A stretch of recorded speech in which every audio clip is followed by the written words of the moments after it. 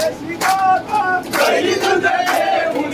तुळशी जाता दही दूध घेऊन तुळशी जाता दही दूध घेऊन तुळशी जाता रसकामध्ये काना उभा होता